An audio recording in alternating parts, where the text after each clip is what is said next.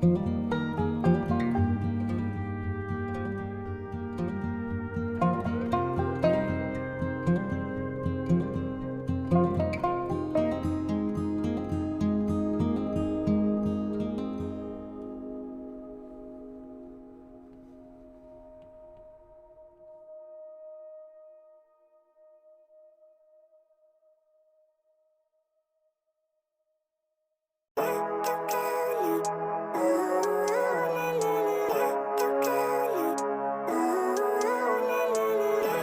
life, everyday, late at night, not okay.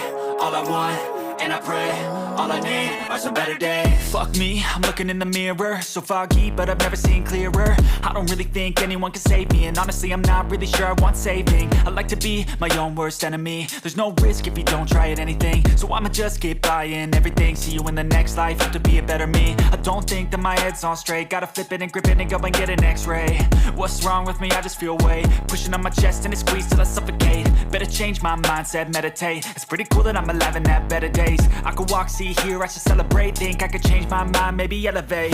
Living life, everyday, late at night, not okay. All I want,